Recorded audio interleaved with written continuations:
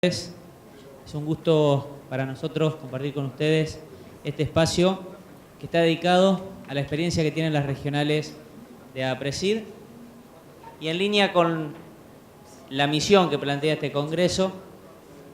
La idea es mostrar esquemas reales de producción, casos concretos de productores de nuestros grupos regionales que creemos tienen un diagnóstico, un planteo y una mirada prospectiva que apunta realmente a buscar sistemas sustentables. No los queremos mostrar como casos exitosos o modelos, sino simplemente como experiencias de gente que hace una lectura de la realidad y adapta la estrategia pensando en la sustentabilidad a largo plazo. Y qué mejor para ello que contar con la experiencia en vivo y en directo.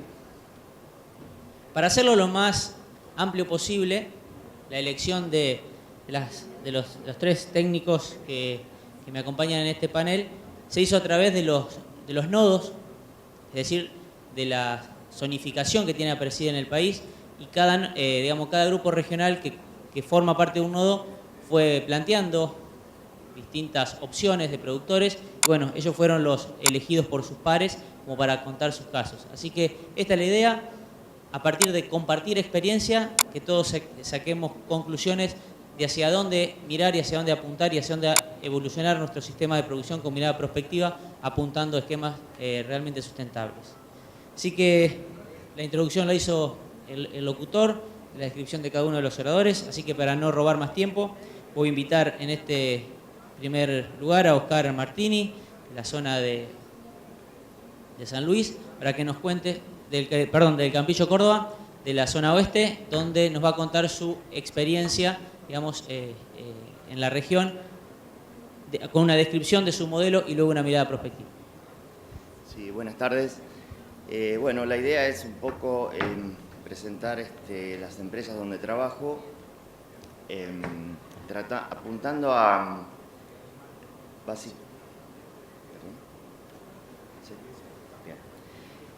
apuntando a desarrollar bastante el tema de sustentabilidad, que es el título que nos ocupa en el panel. Vamos a ir marcando algunas cuestiones que nos restan posibilidades en la zona nuestra y viendo cómo hemos tratado de resolverlas hasta este momento, y al final vamos a tratar de expresar hacia dónde apuntamos.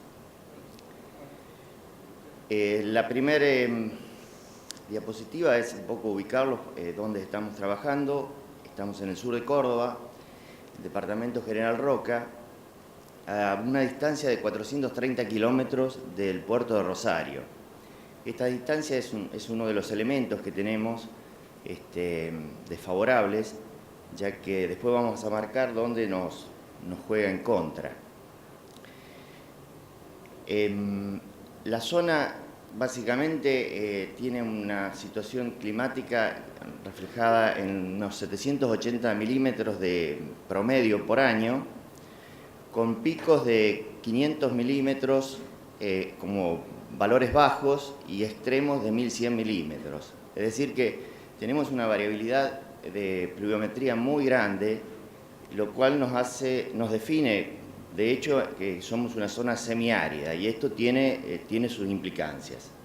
En cuanto a las temperaturas que tenemos, van de los 5 grados bajo cero durante el invierno a los 38 grados en verano, con picos estos últimos 2 o 3 veranos de temperaturas que han pasado los 40, 42 grados, hasta 43 grados durante varios días.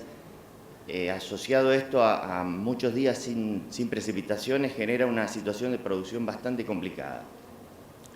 La región, a su vez, también tiene una incidencia de vientos muy alta, que es otro de los problemas que tenemos, y los vientos nos afectan desde el mes de agosto hasta el mes de noviembre.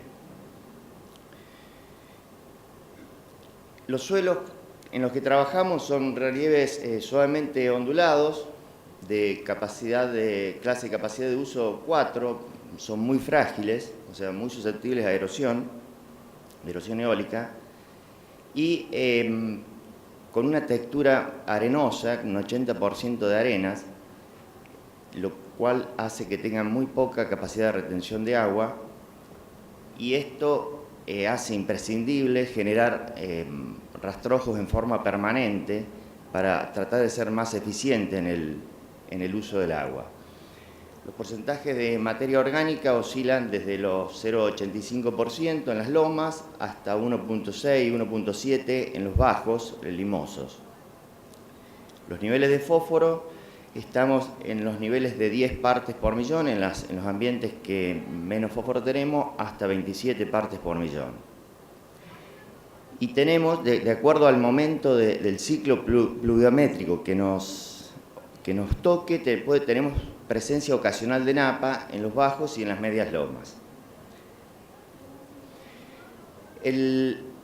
Las empresas que forman parte de esta exposición tienen una superficie de 8.100 hectáreas y se dedican, un 22% de la superficie se dedica a la ganadería y el 78% restante está en agricultura permanente.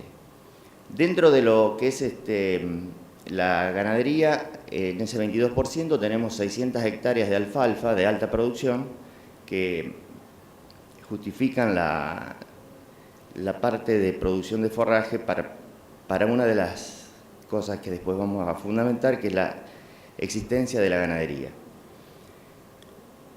La agricultura está conformada por los cultivos tradicionales, en donde tenemos como cultivos de verano maíz, soja y ocasionalmente sorgo granífero. Y como cultivos de invierno tenemos trigo, cebada y cultivos de cobertura.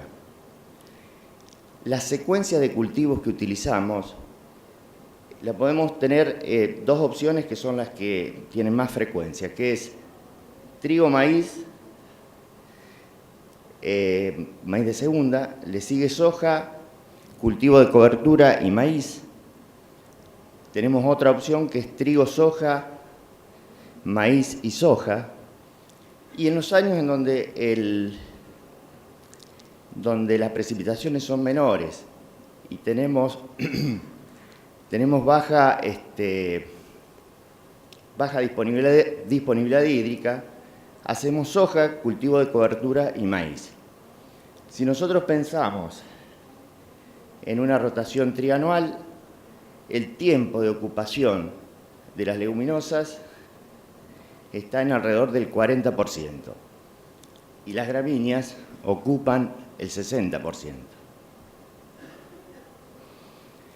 La tecnología que se aplica en lo que es agricultura, estamos trabajando con agricultura por ambiente, es decir, agricultura de precisión, con aplicación variable de insumos. Ahí vemos un lote que refleja un poco, a modo de ejemplo, lo que es toda la superficie, en donde vemos una gran variabilidad de ambientes. El 30% en promedio tenemos superficie de alto potencial, que serían los bajos, un 38% de superficie de medio potencial, que serían medias lomas, y un 32% de superficie de bajo potencial, que son las lomas. La tecnología que se aplica, dijimos, que está conformada básicamente en agricultura por ambiente, con aplicación variable de insumos, y esto es el resultado de acumulación de 10 años de mapas de rendimiento, en donde nos ha permitido definir bien los ambientes en los que trabajamos. Hace 5 años que estamos haciendo uso de la aplicación variable de insumos, que en maíz lo que ponemos variable es la semilla y los fertilizantes. En las semillas, esto nos ha permitido trabajar en los ambientes de baja producción, reducir densidades de siembra a 20-25.000 semillas en las zonas de bajo potencial. En las zonas de potencial medio estamos en los 40-45.000 semillas por hectárea, y en las zonas de alto potencial, en los ambientes de alto potencial, estamos en las 60.000 semillas. Esto tiene como consecuencia que hemos reducido el promedio de semilla utilizada con esta tecnología en un 20% aproximadamente de lo que usábamos hace 5 años atrás. En los fertilizantes se hace aplicación variable de lo que es el ajuste de nitrógeno por ambiente, y esto trajo como consecuencia también una reducción en la cantidad de nitrógeno utilizado, adecuándolo al potencial de cada ambiente. En trigo lo que se utiliza como variable es el fertilizante nitrogenado, que también, al tener definidos los ambientes, nos permite optimizar la cantidad de nitrógeno que estamos usando. En el caso de soja, lo que hacemos variable es el macroambiente, y utilizamos fecha, grupo y distanciamiento para hacer uso de esta tecnología.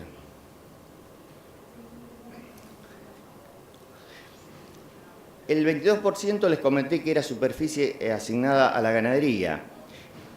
Les comento brevemente, la ganadería que se hace es de ciclo completo, en donde la cría en primavera y verano se desarrolla sobre alfalfas en altas cargas, con alta intensidad, con cambios diarios de parcela, y en pastizales naturales, que también hay una proporción de la superficie que tiene este tipo de situación, que son los sectores bajos. Mientras que en otoño e invierno está confinada con autoconsumo de silo de maíz. Esto implica que la ganadería en ningún momento hace uso de los rastrojos, es decir que durante el periodo de invierno, que es cuando se dispone de este recurso, está confinada la hacienda comiendo silos de maíz, y donde se hace silo de maíz se hacen cultivos de cobertura, es decir, tratando de sostener durante todo el tiempo, regenerar la cobertura de suelos. En cuanto a lo que es el resto del ciclo de ganadero, lo que es invernada, recría, se realiza igual que la cría sobre alfalfas, en forma intensiva siempre, con suplementación de granos, y en otoño e invierno está confinada en feedlot con silo de maíz, silo de alfalfa y granos. Le menciono la ganadería en forma breve porque forma una de las partes de la sustentabilidad económica de la empresa. Es decir, nuestra zona, lo dije al principio, es semiárida, con una variabilidad de lluvias muy importante, por lo tanto la ganadería pasa a tener un fundamento desde el punto de vista económico. Acá quiero mostrarles situaciones de esta última campaña, y puse en el medio el título de sustentabilidad, que es un concepto que se utiliza tanto en APRESID y que tratamos de desarrollarlo todo el tiempo. Las dos fotos de arriba son del mismo establecimiento, en donde a la derecha hay un rastrojo de maíz, que es lo que tratamos o entendemos que es sustentable, y a la izquierda hay un lote de soja invadido por una voladura ocasionada por un lote que provenía de un cultivo de maní.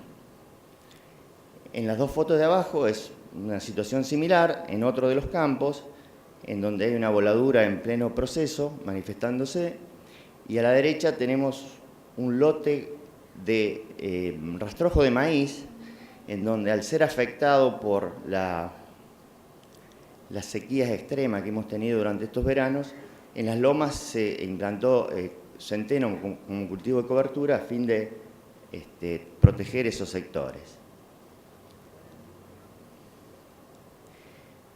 Esta diapositiva, que se usa mucho en APRESID, creo que refleja un poco o trata de explicar tres conceptos que nosotros hemos usado en estas empresas y que tienen que ver con lo que se puede desglosar, lo que es la sustentabilidad de una empresa.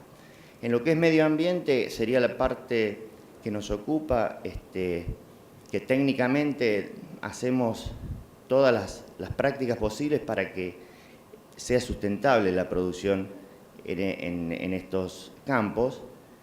Está muy asociado a lo que es la sustentabilidad económica, En lo que es sustentabilidad económica, hay factores que nosotros no podemos manejar, como son los precios de la producción, y que muchas veces nos juegan en contra, pero que la sustentabilidad ambiental, si no se produce la sustentabilidad económica, muchas veces es difícil continuarla en el tiempo. Y arriba, como un factor muy importante, también está lo que es la sustentabilidad social, que entendemos que está dirigida, digamos, o integrada desde el punto de vista de la gente que está involucrada en estas empresas. Es decir, que si no hay sustentabilidad económica, la sustentabilidad social se complica. En estas empresas hay 25 personas involucradas directamente en la actividad, más todas las personas en forma indirecta como técnicos externos que ayudan a llevar adelante el proceso de producción. Por último, la perspectiva que tenemos a 5 o 10 años dentro de las empresas la podemos reflejar en estos puntos.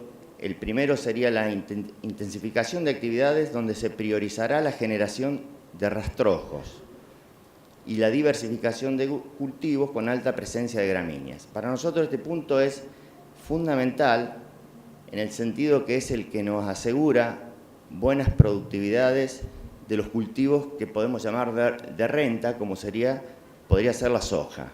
Es decir, que toda la soja que se hace en las empresas se hace sobre maíz. Como segundo punto tenemos el seguimiento permanente de indicadores químicos y físicos de suelo. Eso es algo normal que hacemos en cada una de las empresas, con el aditamento que estamos a punto de certificar en AC uno de los campos, y la idea es que todos los campos que están integrando las firmas pasen a estar en este sistema de certificación. Mejorar la eficiencia de la utilización de tecnologías de agricultura de precisión.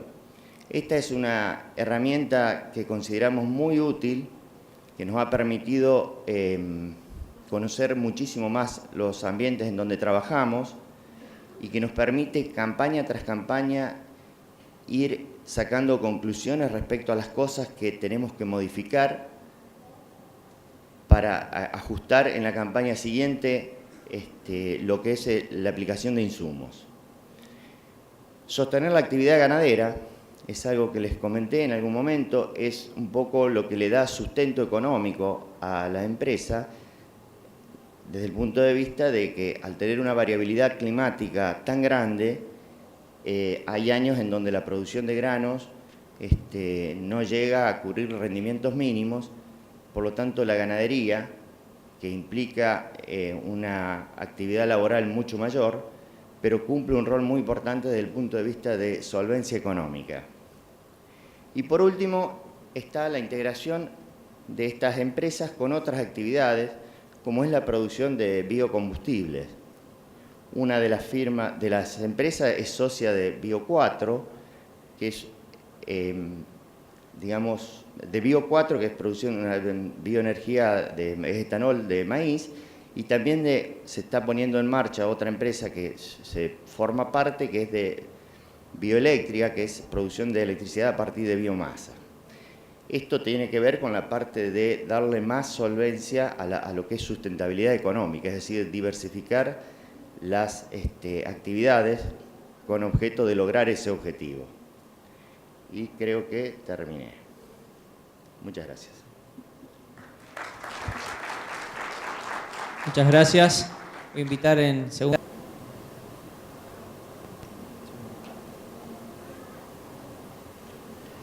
Buenas tardes, Santiago Barberis, pertenezco a la regional Pergamino Colón y a la chacra de Pergamino, y la idea es mostrarles el caso Agruranga. Agruranga es una empresa que tiene dos establecimientos, cada uno de aproximadamente 4.000 hectáreas, uno en la localidad de Idiazábal, en la provincia de Córdoba, y el otro, San Nicolás, en Uranga, en provincia de Santa Fe. Está a 30 kilómetros de acá al sur de la ciudad de Rosario, y representa una zona que tiene de serie Peirano. Son zonas donde tienen una pendiente no muy grandes, a veces son de 1% o 2%, pero son muy largas y esto lo que genera es una velocidad y una energía importante en el agua y lo que está generando es una erosión importante en el suelo si no se hacen controles. Ese para nosotros va a ser el problema. El problema es controlar la erosión en este establecimiento. Esto viene en siembra directa desde fines de los 80, ha ido avanzando en forma progresiva y desde hace ya 20 años que está en siembra directa continua, pero lo que podemos ver es que no es solo siembra directa lo que se necesita para poder controlar este tipo de erosiones. En San Nicolás se han realizado sistematizaciones, se han hecho terrazas en los lugares donde las pendientes son más pronunciadas y se han determinado zonas de manejo. Estas zonas de manejo no son en principio para hacer distintas aplicaciones de insumos, sino que son para poder detectar zonas que tienen mucha fragilidad y en las cuales lo que tenemos que hacer es hacer gramíneas en invierno continuas, o sea, realizar o trigo o cebada, pero siempre gramíneas. Son zonas donde el agua tiene una corrida importante y debemos hacer la presencia, sembrar gramíneas durante el invierno. La intensidad de rotación, que es otro de los puntos que se ha tenido que incrementar para mantener el suelo permanentemente cubierto, en este momento en la campaña esta 14-15 tiene una intensidad de rotación de 1,8 cultivos por año, casi dos cultivos por año. ¿Cómo es la rotación? Es trigo o cebada con soja, maíz de primera, arveja, soja. Esto es lo que se hacía hasta hace unos años. Después, viendo la estabilidad que se logró con el maíz de segunda o el pisingallo de segunda, vemos que la rotación ha quedado en trigo, soja, arveja, maíz o pisingallo de segunda. Y esto más o menos nos está dando un 1,8 de intensidad de rotación. Para eso también estamos en ese 1 que nos queda, se están probando cultivos de cobertura y en este caso podemos ver los cuatro ejemplos que se pueden hacer sobre un maíz tardío, que sería arveja, maíz, a la derecha y arriba trigo, maíz, vicia villosa, maíz y barbecho, maíz. Fíjense que esto está tomado el 8 de enero con un maíz todavía chico y podemos ver que todos tienen cobertura. ¿Qué pasa cuando avanzamos? El 13 de marzo, ya avanzado el cultivo de maíz, podemos ver que en barbecho ya no queda nada y en arveja, maíz y en vicia villosa, maíz ya el rastrojo que nos queda es poco y solamente queda en trigo. Esto es un ejemplo de ver cómo lo que necesitamos es cultivo de invierno en aquellos lugares donde la intensidad de la erosión puede llegar a ser importante. ¿Qué es lo que vemos en estos cultivos de cobertura? Y fíjense lo interesante del aprovechamiento del agua. A la derecha tienen el maíz solo, con barbecho, y el 77% del agua que había en el barbecho se perdió. Si vamos a las otras tres columnas, la del medio, que es la trigo-maíz, tiene un excelente aprovechamiento del agua, un 76%, no queda tanto para almacenar, y las otras dos, vicia villosa y arveja, entre un 59 y un 58%. Pero fíjense lo que es el cultivo de invierno, aprovechando el agua y en esa doble función, aprovechando del agua y también evitándonos erosión. Y lo que nos queda verlo en este cuadro era para mostrarles que la biomasa en maíz, los rendimientos fueron bastante parecidos en los tres cultivos y ver la producción que se tiene por agua. Realmente en la última columna vemos que trigo, maíz, los kilogramos que podemos producir por milímetros son altos en comparación con lo que es barbecho, maíz. Y el otro punto es que cuando cada uno de estos cultivos se tomaba cuánto era la cantidad de nitrógeno que había en B4 para poder hacer las estimaciones de las fertilizaciones, y lo que vemos es que en vicia villosa había un 34 kilos de nitrógeno más que en el que había barbecho, o sea que son casi 70 kilos más de urea que podemos ahorrarnos con esta incorporación de nitrógeno natural. Con esto también aclarar que las fertilizaciones en Uranga se están haciendo todas después de tomar los muestreos de suelo, hacer las determinaciones de cantidad de nutrientes y con eso se cubre las necesidades del cultivo. ¿Qué pasó o qué estamos viendo con este 1,7, 1,8 de intensidad de cultivo? ¿Qué pasó con la protección y viendo en la sustentabilidad ambiental si realmente tiene más influencia el control de todo esto? Lo que vemos es, en malezas hay una rotación de cultivos y hay necesariamente una rotación de herbicidas. Y con ese cambio de rotación de herbicidas también lo que vemos es un cambio en el modo de acción de estos herbicidas. Y el otro punto importante es el efecto que tiene en herbicida el mismo cultivo. Hay un montón de tiempo que está el campo cubierto con cultivo y eso lo que hace es evitar que las malezas germinen. Conclusión de estas dos cosas, lo que vemos es que en Uranga siempre nos enteramos de que los problemas de maleza llegan más tarde. Pasó con parietarias grandes hace muchos años, parte de la zona que hacía glifosato solo lo tenía, y en este año nos ha pasado lo mismo con rama negra, salvo en casos puntuales donde fue mala la implantación, el problema de rama negra no ha sido un gran problema. Cuando pasamos a plagas, ¿qué es lo que vemos? Al tener mayor cantidad de cultivos, mayor cantidad de comida, o sea que ahí sí tenemos por ejemplo, en la rotación arveja-soja tenemos un alto impacto de bolillera, que es una plaga que tiene una importancia por el daño que ocasiona tanto en arveja como en soja.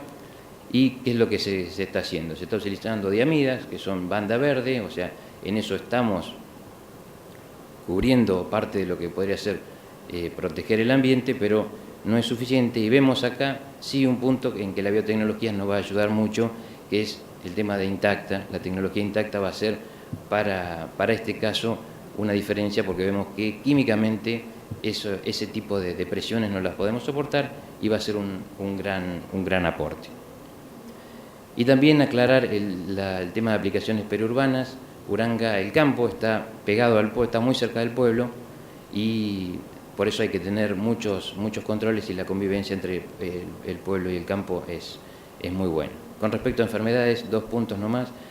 Sí se ha tenido que ampliar el espectro de los terápicos que se están utilizando por la gran cantidad de rastrojo, lo que genera es también una gran cantidad de microorganismos y hemos tenido que ampliar el espectro de los terápicos de semilla que se usan, y en fungicidas en todos los cultivos se utilizan según monitoreo si es necesario o no.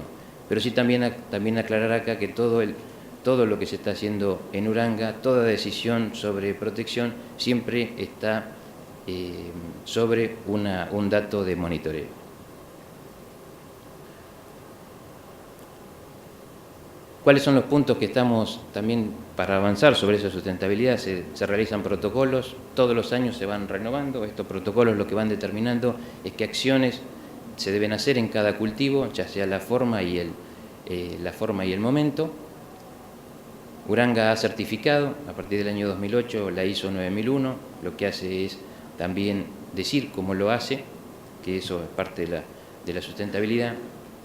En cuanto a la sustentabilidad económica, dos grandes cambios que ha realizado la empresa es, uno, la comercialización y exportación de especialidades. Acá vemos a Federico con un grupo de chinos, pero realmente ha sido muy importante lo que se ha hecho. Creo que también es importante en cuanto a la sustentabilidad lo que se ve en el caso de la comercialización y la exportación, es que uno puede ver también a los cultivos como un cultivo de calidad y de cantidad, y eso muchas veces modifica las decisiones que hacemos. Y el otro punto o gran obra que se ha hecho es la planta de secado y acondicionamiento de Pisingallo, que también ayuda a poder mejorar toda esa comercialización y exportación de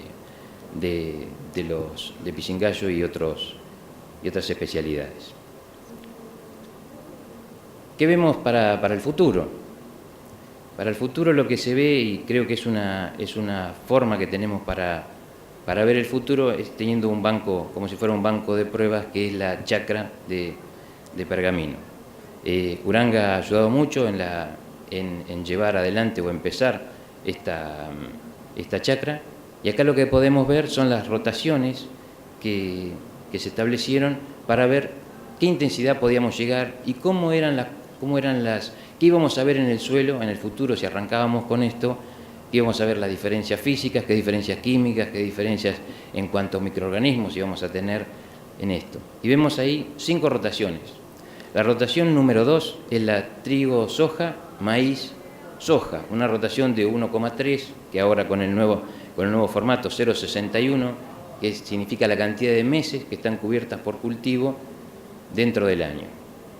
Era una rotación que hace unos 15 años se consideraba como una muy buena rotación. Las rotaciones 1 y 3, que son trigo, soja, vicia, maíz o trigo, soja, arveja, maíz. Trigo, soja, vicia, maíz y trigo, soja, arveja, maíz. La rotación 4 es una rotación que le llamamos la bomba de carbono, es una rotación que no tiene, es todo gramíneas, 100% gramíneas, y 4 cultivos en 2 años. Es hacer cebada, sorgo, trigo, maíz. Y por último, una quinta franja, que es una pastura permanente. ¿Qué es lo que queremos ver con esto? Ver a qué intensidad se puede llegar y cómo son las consecuencias en el suelo. ¿Y qué es lo que vemos? Estos son datos que se están presentando en el salón de al lado, en la chacra también de Pergamino, pero era interesante compartirlos con ustedes porque es lo que podemos llegar a ver lo que llegamos a ver en el futuro, ¿no? Y fíjense, ahí están los cuatro ejemplos. Ese paradigma que teníamos, esa rotación que teníamos como buena, que era la número 2, la de trigo, soja, maíz, soja, y cuando hacíamos eso considerábamos que estábamos haciendo las cosas bien. Fíjense que el balance de carbono figura en rojo y es negativo. Cuando pasamos a las otras rotaciones estamos en positivo. Lo que tenemos que ver ahora es con cuánto nos vamos a conformar. Si con esa rotación de arveja, maíz, trigo, soja, o la de trigo, soja, cobertura, soja, o la de la bomba de carbono, que es la de cebada, sorgo, trigo, maíz. Pero fíjense que realmente se pueden lograr un aumento en el balance de carbono con rotaciones, y estos son resultados de 3 años. ¿Qué es lo que podemos ver con este futuro? ¿Con qué nos vamos a conformar de todas esas rotaciones? Vamos a tener que seguir conservando el recurso suelo. El control de erosión es muy importante. A veces vemos que queremos hacer aplicaciones diferenciales de fertilizantes, hacer fertilizaciones diferenciales en cuanto a potenciales de rendimiento, y lo que vemos es que cuando pasan lluvias, como por ejemplo estos 300 milímetros en todo este verano, hacen movimientos, todavía siguen haciendo movimientos, y tenemos que seguir trabajando más en el control de erosión, en la intensificación de la rotación y viendo los lugares de mayor sensibilidad para poder frenar el movimiento del suelo, porque ahí lo que se pierde realmente es muy importante. La nutrición y la protección va a seguir acorde al cultivo y lo que tenga menor impacto ambiental. Y por último, 2 cosas quiero marcar a la empresa. Primero, el primer punto es la visión de búsqueda de soluciones en forma conjunta. Esto la empresa lo ha hecho en muchas cosas, tanto con la regional o con otras empresas. Y el último punto es el tiempo. Estuvimos este lunes viendo la chacra con Dwayne Beck, un especialista de Estados Unidos, para ver qué veía él. Él fue el que nos motivó en muchos casos a mostrarnos que estábamos haciendo poco y que podríamos hacer más. Entonces ese tiempo, y eso personalmente me pasó, y le preguntaba y trataba de algunas cosas tratar de cerrarlas rápido, qué podíamos hacer, probablemente porque estamos acostumbrados a tecnologías de insumos y no a tecnologías de procesos. Y me parece que en esto lo que necesitamos es la paciencia para que todo esto que estamos desarrollando se genere el tiempo para que esto dé frutos. Pero lo que sí también tenemos que tener es la convicción para poder arrancar y no perder tiempo innecesario. Muchas gracias.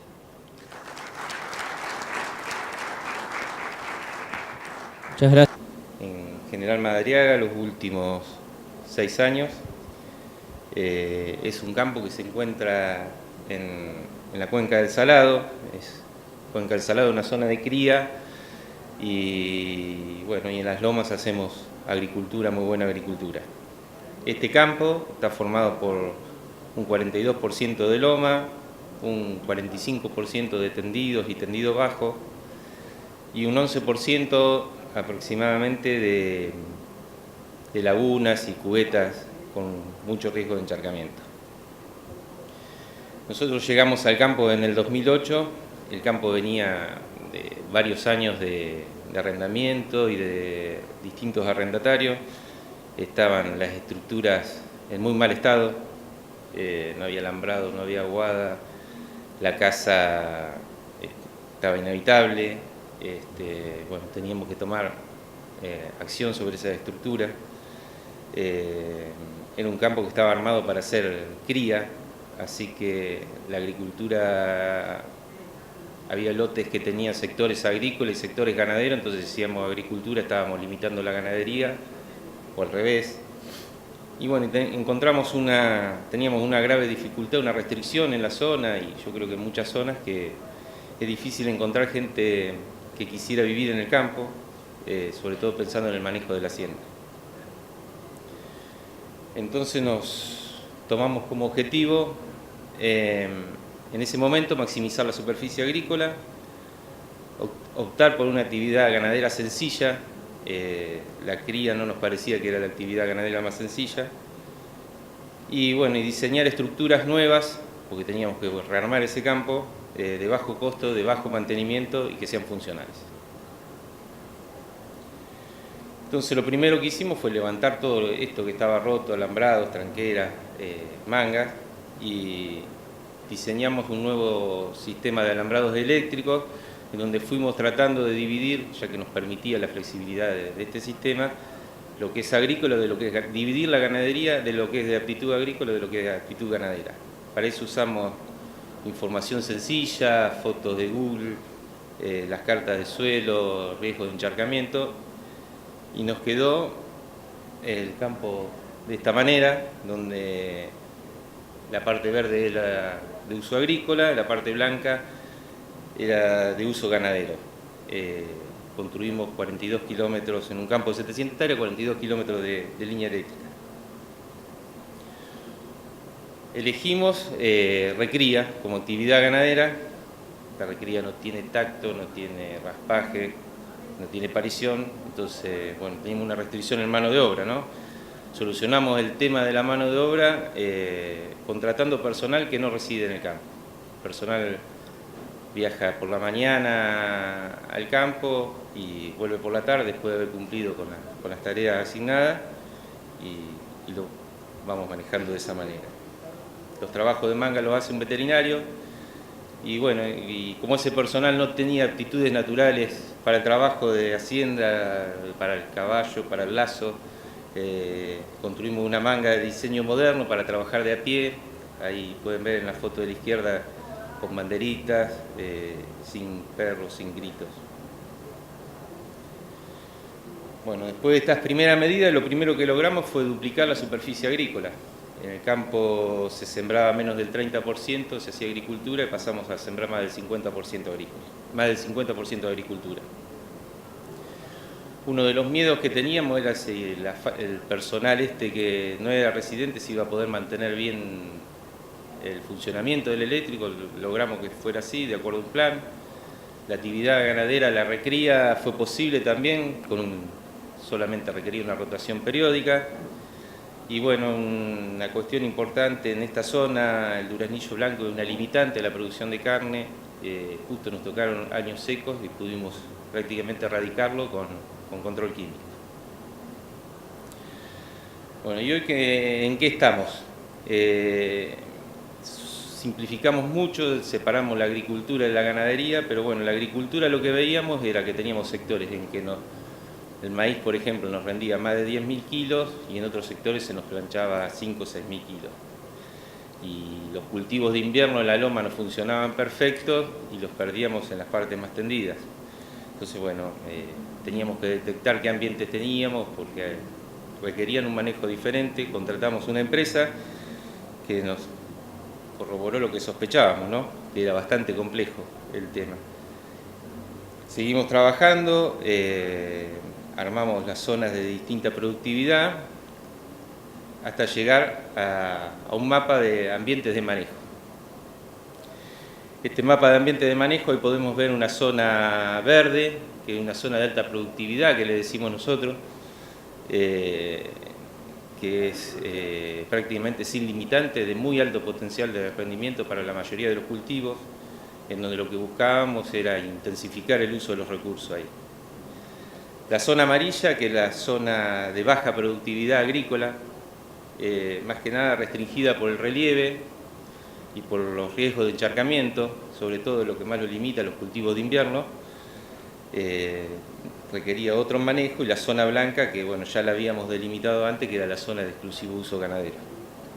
Entonces, diseñamos dos rotaciones, una para la zona A, que era la de alta productividad, en donde buscábamos intensificar lo máximo posible nuestra producción.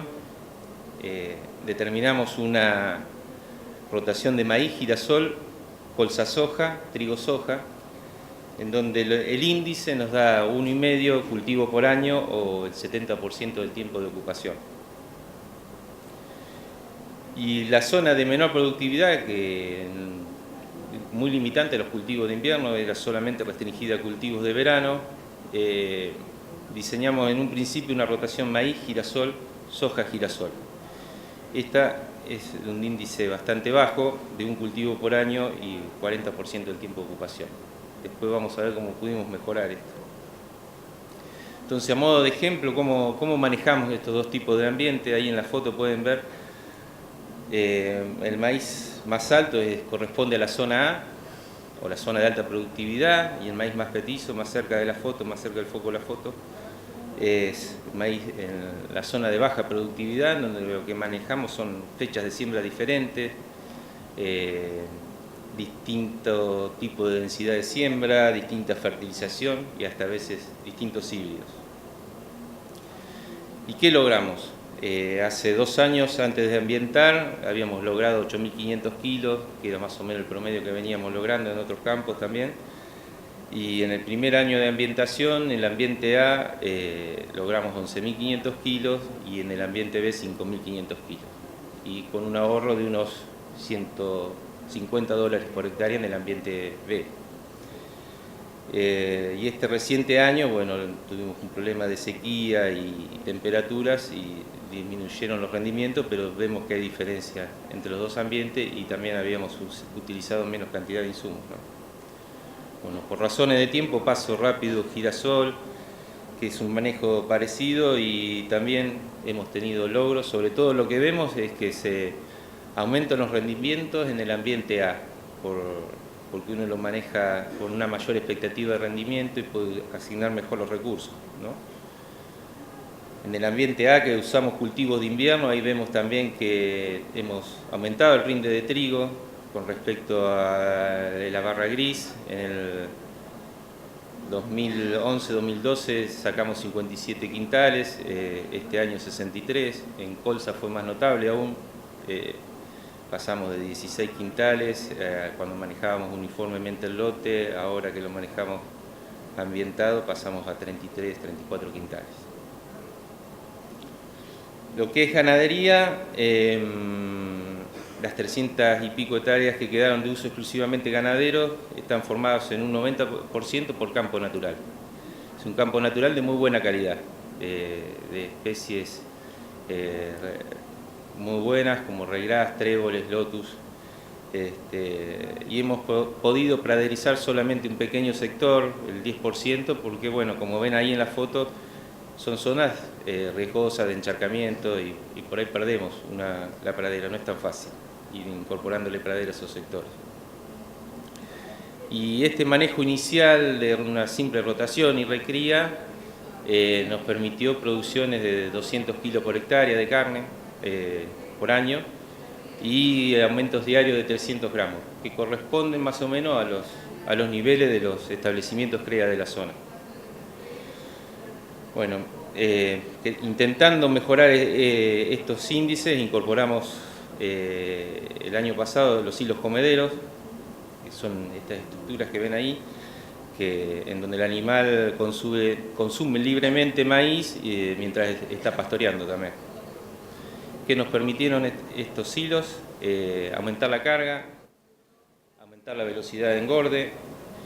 Estamos cambiando el producto, que era un novillito de recría, pasamos a un novillo terminado, le estamos dando valor agregado al maíz, que antes lo debíamos transportar 300 kilómetros hasta el puerto de Necochea, ahora lo comemos en el campo.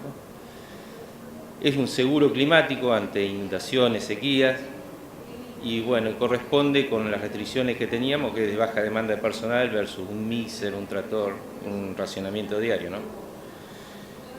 Y lo que logramos, si ven la línea azul, es la producción de carne, que hace 2 años estábamos en 350, 200 kilos de carne, pasamos a 445 kilos.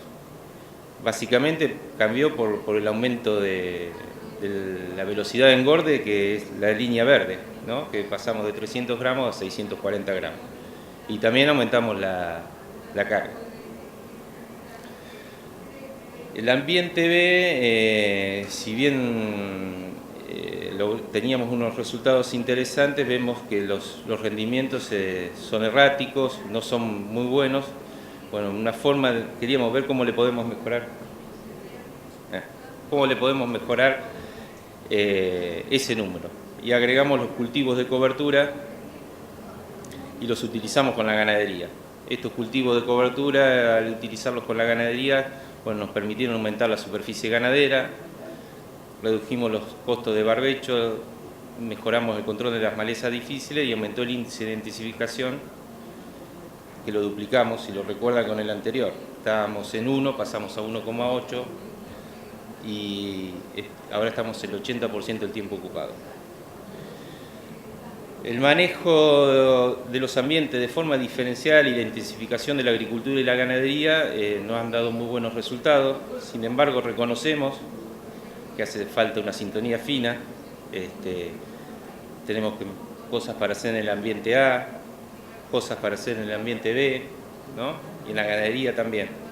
Pero un poco coincidiendo con los colegas anteriores, creemos que hay que manejar los ambientes de acuerdo a sus limitaciones y a sus potencialidades. Creemos en la intensificación como una forma de aumentar la producción y aumentar la sustentabilidad. Y por la zona en la que estamos, seguramente debemos potenciar la complementariedad con la actividad ganadera y la actividad agrícola. Muchas gracias. Muchas gracias. Gracias también por la precisión en las explicaciones en el uso del tiempo.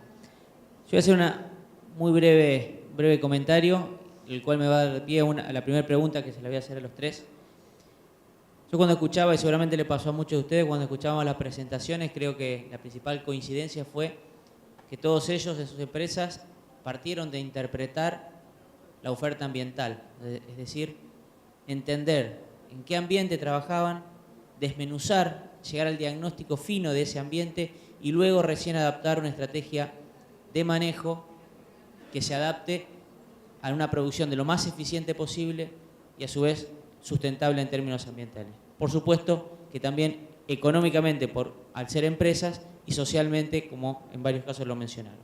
Ahora bien, también surgió, en el caso de Santiago lo marcó claramente, la variable tiempo, y en los otros dos casos quedó en claro que para ver los resultados, para ver esas transformaciones, el tiempo juega. Y el tiempo no es un año, el tiempo es, para ver estos resultados, 3, 4, 5, 6 o 10 años. Por lo tanto, la pregunta va por la variable tiempo y decir cómo ven ustedes o cómo se imaginarían este esquema en sistemas bajo arrendamiento. Si lo ven como una limitante en la lógica actual que tenemos en los arrendamientos para plantear tipos de esquemas como este, digamos, donde justamente el tiempo es clave.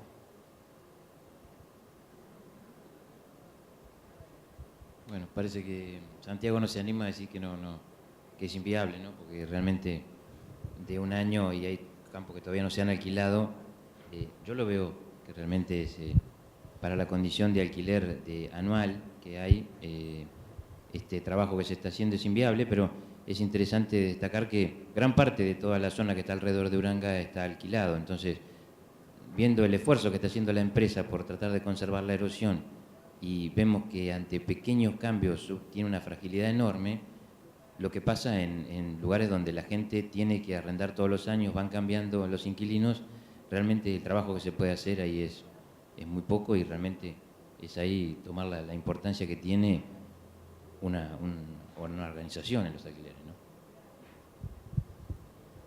En mi caso, lo que puedo comentar es que las empresas son dos empresas y tienen campos, son empresas familiares en donde hay campos de la familia y hay campos arrendados de terceros.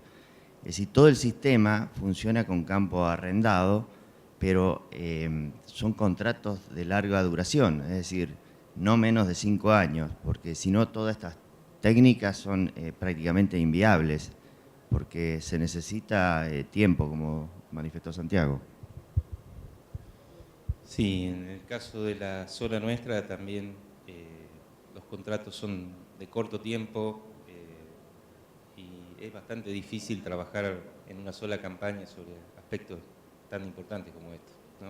Lo que más se necesita es confianza entre el arrendatario y el arrendador y poder establecer relaciones a más largo plazo. Gracias. Le pido si hay alguna pregunta disponible, si la pongan en pantalla. Yo voy a ir haciendo otra mientras tanto. Y tiene que ver con uno de los recursos más escasos, que es el tema agua. Digo, en cualquiera de los planteos, incluso con diferentes regímenes de lluvia, todos plantearon el tema de la intensificación. ¿Creen que realmente el agua es una limitante o muchas veces la sobreestimamos y a partir de ello no nos animamos, en términos generales, a intensificar los sistemas?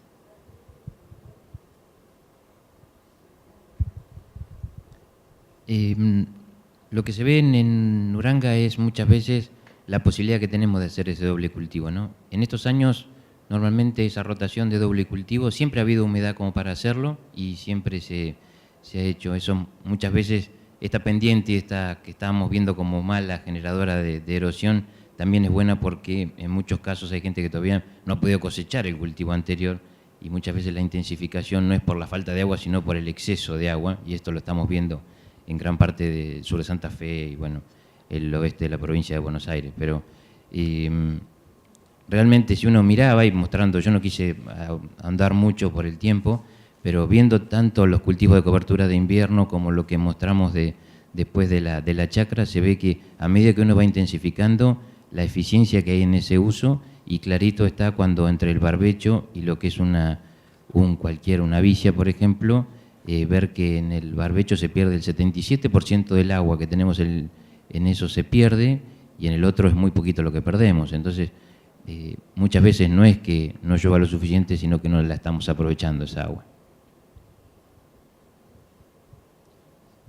Sí, en el caso nuestro recién estamos empezando a incursionar en esto, sobre todo en los cultivos de cobertura, y tenemos muchas dudas y muchas preguntas que las iremos comprobando con el tiempo. Bueno, entonces pasamos a una pregunta del público para Santiago Barberis.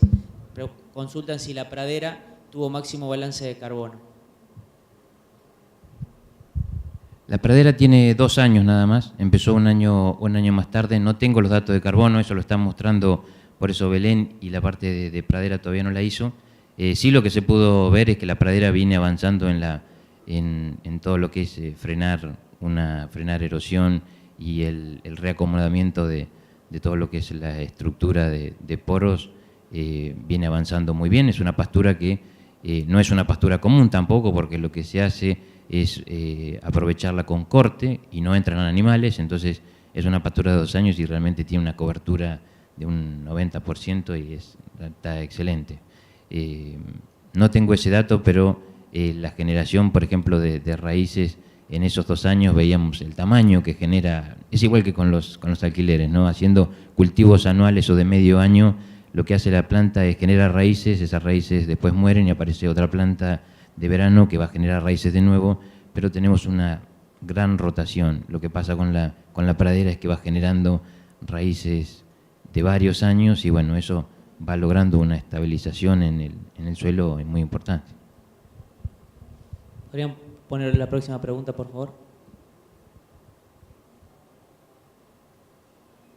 Para Gabriel Sandín, ¿cómo erradicaron el duraznillo blanco? Una consulta técnica. Sí, bueno, como les decía, fue una oportunidad porque está en bajos encharcables, que no es fácil ingresar con una máquina. Justo nos tocaron 5 años con poca lluvia, sobre todo en verano, y entrábamos con pulverizadora y tratamientos con piclorán, 2,4-D y glifosato. En los 4 años pudimos prácticamente erradicarlo. Pediría la última pregunta, si puede ser, si habría del público.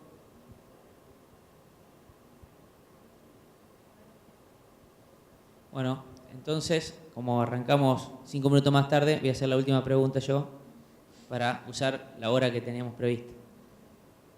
No, finalmente lo que quería es una impresión simplemente de ustedes, un comentario de cómo ven la productividad de los sistemas que cada uno de ustedes plantearon en su zona respecto a la productividad promedio de la región en la cual están enmarcados.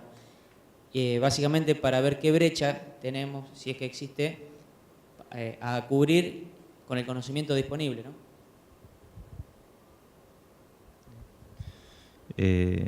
Nosotros lo vemos al sistema y estamos convencidos y le estamos poniendo fuerza porque vemos que estamos por encima de la media de la zona, pero bueno, tenemos lo que recién comentaste, tenemos la tranquilidad que es un campo propio y bueno, y nos da el tiempo y la cantidad de tiempo sobre todo para implementar todas las técnicas y investigar y aprender sobre nuestros propios errores.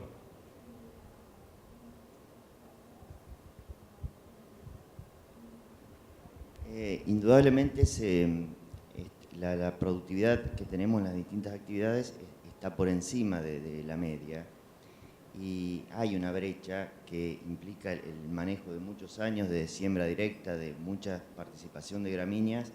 Es como que uno va viendo los resultados favorables que se van dando en cuanto a, con igual condición climática, hay diferencias de rendimiento con campos alambre por medio. Y eso también se nota cuando uno por ahí toma un campo nuevo bajo el concepto de alquiler, que ese campo al no venir con una rotación adecuada y con una secuencia de cultivos con gramíneas participando, usando las mismas tecnologías no se llega a los rendimientos que uno obtiene en los campos que ya tienen muchos años de este tipo de manejo. Sí, en Uranga también las diferencias están, pero también es interesante ver cómo fue lo de las diferencias. Yo hace 20 años que voy al campo y me acuerdo en los primeros años, bueno, César era el que iba organizando y liderando eso, veíamos una diferencia enorme entre lo que era directa contra la convencional y realmente había una diferencia muy grande. Y después esas diferencias en un momento se fueron achicando y después vuelven a salir. Pero también eso es bueno, el caso de Uranga en la zona como un ejemplo a seguir. Y muchas veces que se vayan achicando esas brechas no son porque nosotros vamos mal, sino porque algunos vecinos están avanzando y están copiando. Y eso también es bueno y lo estamos viendo, ya sea cuando cambiaron a directa, cuando fueron intensificando. En muchos casos ha habido cambios. Bueno, ahora sí, estamos en tiempo.